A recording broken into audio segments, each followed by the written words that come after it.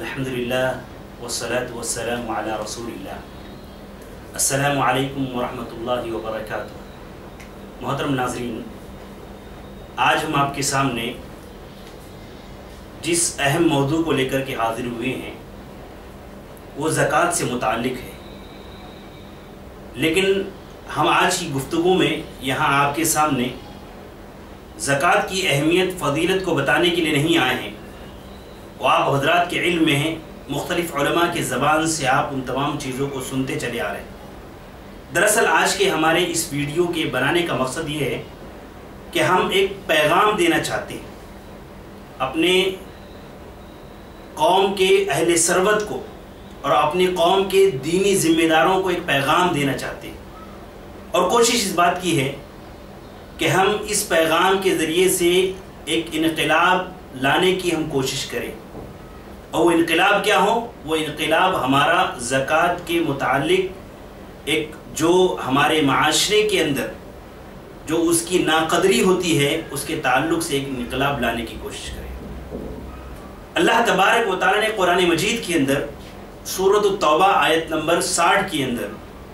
زکوٰۃ کے مصارف کو بیان فرمایا ہے، اور زکوٰۃ کے 8 مصارف ذکر کیے گئے۔ اللہ تبارک و تعالیٰ نے فرمایا انما الصدقات للفقراء والمساکین والعاملین علیہا والمؤلفۃ قلوبہم، یہ کچھ مصارف اللہ تبارک و تعالیٰ نے ذکر فرمایا، اور اس کے علاوہ کچھ اور مصارف کا ذکر اللہ تبارک و تعالیٰ نے فرمایا۔ ان مصارف کو اگر ہم غور سے دیکھیں اور اس آیت کریمہ کے اوپر ہم اگر بغور ایک نظر ڈالیں تو ہمیں یہ پتہ چلتا ہے کہ اللہ تبارک و تعالیٰ نے کچھ مصارف ایسے رکھے ہیں کہ جن زکوٰۃ کے کچھ مصارف کو اس طرح سے رکھا ہے کہ مسلمانوں کے کچھ انفرادی طبقات تک اس زکوٰۃ کا فائدہ پہنچنا چاہیے، اور مسلمانوں کے مجموعی طور پر اور اجتماعی طور پر تمام اسلام اور مسلمانوں کو جو ہے اس زکوٰۃ کا کچھ نہ کچھ فائدہ پہنچنا چاہیے۔ لیکن آج ہم دیکھیں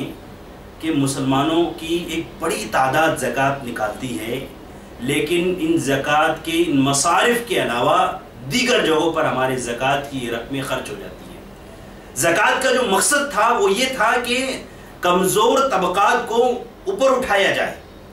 کمزور طبقات کو اونچا لے جایا جائے، اور زکوٰۃ کی رقم کو مسلمانوں کے فائدے کے لیے اور اسلام کی سربلندی کے لیے اس کو استعمال کیا جائے، جو کہ آج ہوتا ہوا نظر نہیں آتا ہے۔ اس کی وجہ یہ ہے کہ ہم زکوٰۃ کی جو رقم ہے اس کو صحیح معنوں میں ہم اس کو استعمال نہیں کر پاتے ہیں۔ آپ کو پتہ ہے کہ پورے ہندوستان کے اندر، ہمارے اس ملک عزیز کے اندر،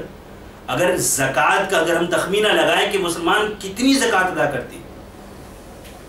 آپ سوچئے کہ مسلمانوں کی آبادی پورے ہندوستان کے اندر 20 سے 25 کروڑ کے درمیان میں ہے۔ اس 20 سے 25 کروڑ میں سے ہم یہ سمجھ لیں کہ ہمارا اس کا 10%، 2 کروڑ مان لیجئے کہ 2 کروڑ لوگ صاحب حیثیت ہیں، زکوٰۃ نکالتے ہیں۔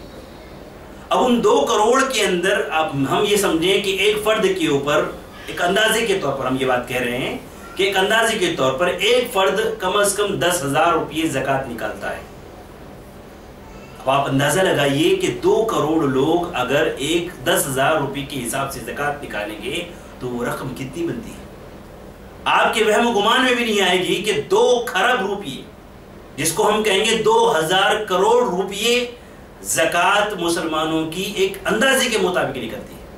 اور یہ اندازہ بہت احتیاط کے ساتھ میں ہم نے بتایا ہے آپ کو، ورنہ زکوٰۃ تو لوگوں کی اتنی زیادہ نکلتی ہے، لوگوں کی لاکھوں روپے کے اندر زکوٰۃ نکلتی ہے۔ بہت سارے ایسے لوگ ہیں جن کی کروڑوں کے اندر زکوٰۃ نکلتی ہے۔ ہم نے جو بات بتائی ہے آپ کو، احتیاط کے طور پر یہ بات بتائی ہے کہ اگر ایک فرد اگر 10,000 روپے بھی صاحب حیثیت اگر 10,000 روپے بھی اس کی زکوٰۃ نکلتی ہے، تب بھی مسلمانوں کے تقریباً پورے ہندوستان کے اندر 2 کھرب زکوٰۃ نکلتی ہے،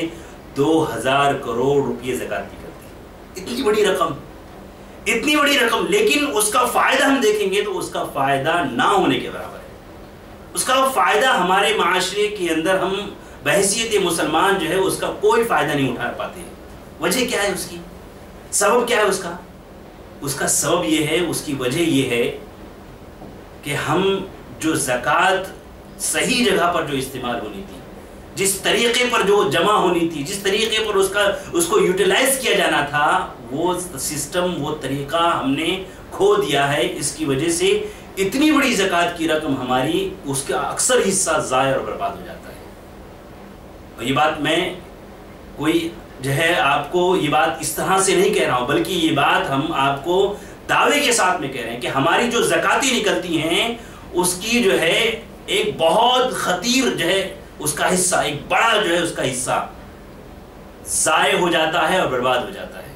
کچھ جو ہے فرضی جو ہے چندہ کرنے والے لے کر کے جاتے ہیں، کچھ جو ہے ہمارے جو ہے مانگنے والے جو ہے جو مستحق نہیں ہوتے ہیں وہ لوگ لے کر کے جاتے ہیں۔ اس طرح سے ہماری زکوٰۃ کی رقم ضائع ہو جاتی ہے۔ تو ایسا کون سا کام کیا جائے؟ سوال اب یہاں پر یہ پیدا ہوتا ہے کہ ایسا کون سا کام کیا جائے کہ ہمارے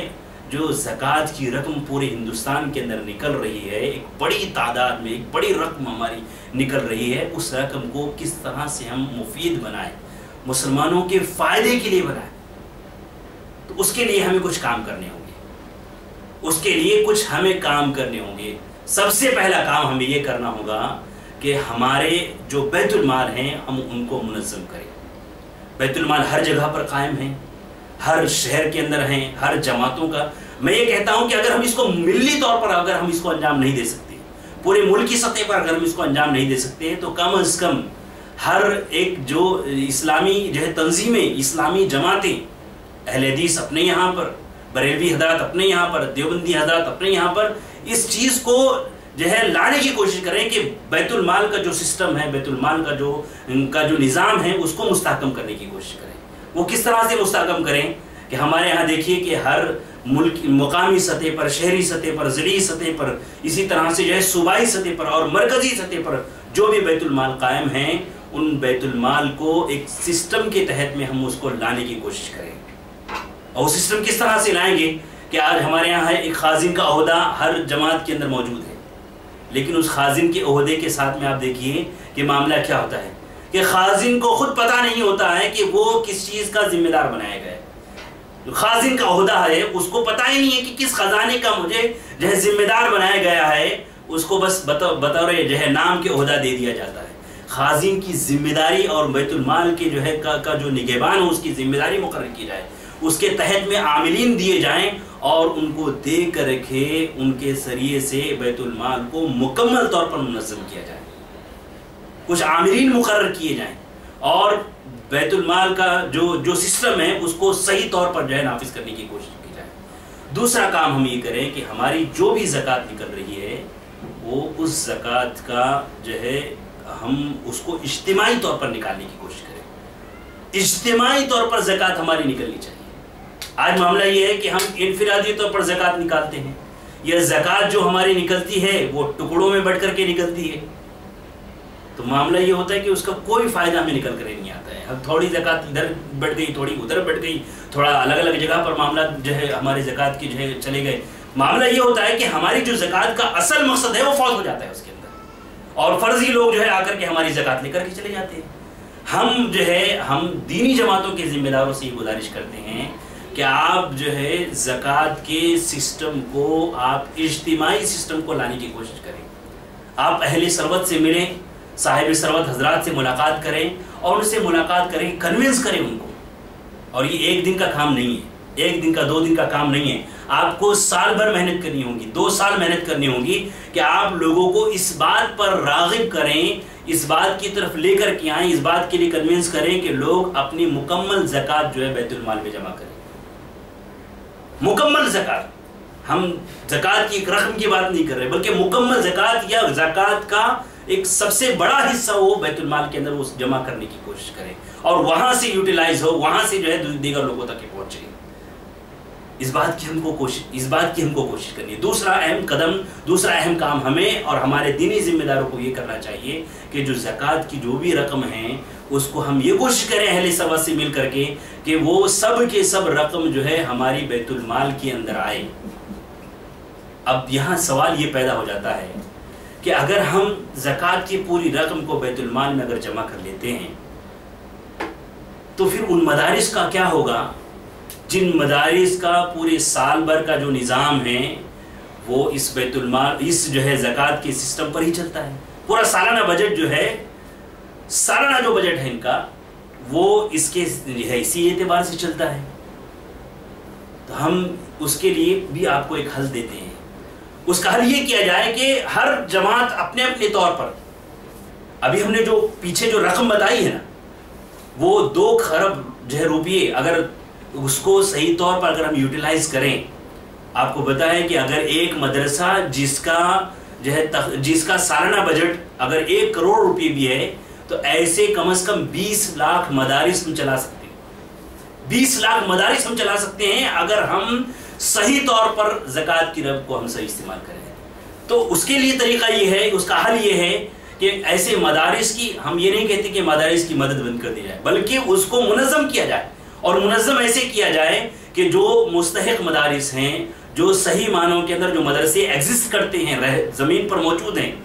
کاغذوں پر موجود نہیں بلکہ جو زمینی سطح پر موجود ہیں، ایسے مدارس جو ہے مرکزی جو ہے بیت المال کے اندر اور صوبائی بیت المالوں کے اندر اپنا رجسٹریشن کروائیں، اپنا بایو ڈیٹا دیں، اپنی پوری تفصیلات دیں، اور پھر جو ہے بیت المال کے عاملین اس کی تفتیش کریں، اور اس کو تفتیش کر کے اس کے بارے میں پوری تحقیق کرنے کے بعد میں اس کو جو فنڈ،